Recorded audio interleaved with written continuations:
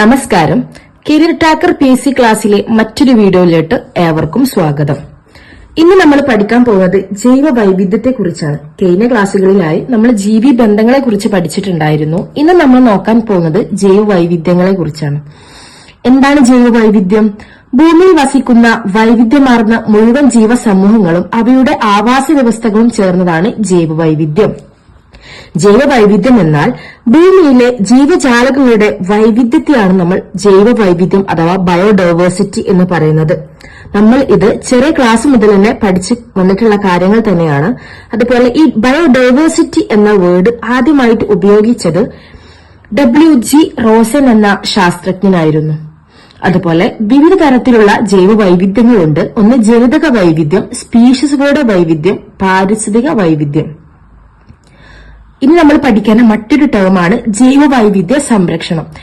ജൈവ വൈവിധ്യ സംരക്ഷണം രണ്ട് വിധത്തിലാണ് ഉള്ളത്. ഒന്ന് ഇൻസിറ്റു കൺസർവേഷൻ, രണ്ട് എക്സിറ്റു കൺസർവേഷൻ. എന്താണ് ഇൻസിറ്റു കൺസർവേഷൻ? സംരക്ഷിക്കപ്പെടേണ്ട എല്ലാ ജീവി വിഭാഗങ്ങളെയും അതിന്റെ ആവാസ വ്യവസ്ഥക്കുള്ളിൽ തന്നെ സംരക്ഷിക്കുന്ന രീതിയാണ് ഇൻസിറ്റു കൺസർവേഷൻ. ഇൻസിറ്റു ആവാസ വ്യവസ്ഥക്കുള്ളിൽ. ഉദാഹരണങ്ങൾ: വന്യജീവി സങ്കേതങ്ങൾ, നാഷണൽ പാർക്കുകൾ, കമ്മ്യൂണിറ്റി റിസർവുകൾ. എന്താണ് കമ്മ്യൂണിറ്റി റിസർവുകൾ?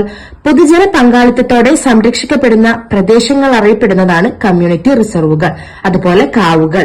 മനുഷ്യവാസ പ്രദേശങ്ങളിൽ സംരക്ഷിക്കപ്പെടുന്ന വിസ്തൃതി കുറഞ്ഞ ജൈവ വൈവിധ്യ മേഖലയാണ് കാവുകൾ. അതുപോലെ ഇക്കോളജിക്കൽ ഹോട്ട്സ്പോട്ടുകൾ. തദ്ദേശീയമായ ധാരാളം സ്പീഷീസുകൾ ഉൾക്കൊള്ളുന്നതും ആവാസ ഭീഷണി നേരിടുന്നതുമായ ജൈവ വൈവിധ്യ മേഖലയാണ് ഇക്കോളജിക്കൽ ഹോട്ട്സ്പോട്ടുകൾ. ഇതാണ് ഇൻസിറ്റു കൺസർവേഷൻ. രണ്ടാമത്തേത് എക്സിറ്റു കൺസർവേഷൻ. ഇൻസിറ്റു ആവാസ വ്യവസ്ഥക്കുള്ളിൽ, എക്സിറ്റു ആവാസ വ്യവസ്ഥക്ക് പുറത്ത്.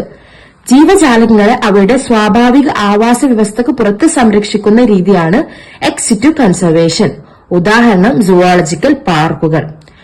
വ്യത്യസ്തമായ ഇനത്തിൽപ്പെട്ട ജന്തുക്കളെ പ്രത്യേകമായി പാർപ്പിച്ച് അവയെ പരിപാലിക്കുകയും വംശവർദ്ധനവിന് വേണ്ട സാഹചര്യങ്ങൾ ഒരുക്കുകയും ചെയ്യുന്ന സംരക്ഷണ കേന്ദ്രങ്ങളെയാണ് സുവോളജിക്കൽ പാർക്കുകൾ എന്ന് വിളിക്കുന്നത്.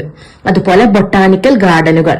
വൈവിധ്യമാർന്ന സ്പീഷീസുകളിൽപ്പെട്ട അപൂർവവും പ്രധാനപ്പെട്ടതുമായ സസ്യങ്ങളെ സംരക്ഷിക്കുന്ന വിശാലമായ ഗവേഷണ കേന്ദ്രങ്ങളാണ് ബൊട്ടാനിക്കൽ ഗാർഡനുകൾ.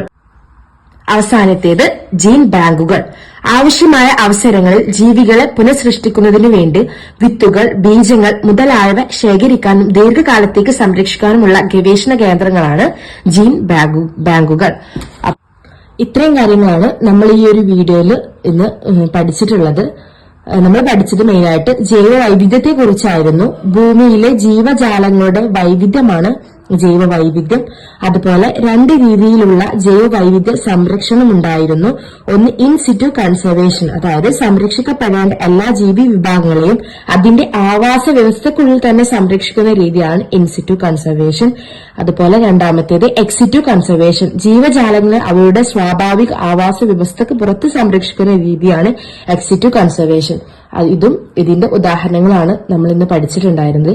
ഇതുപോലെ മറ്റൊരു വീഡിയോയുമായിട്ട് വരുന്നത് വരെ എല്ലാവർക്കും ബൈ.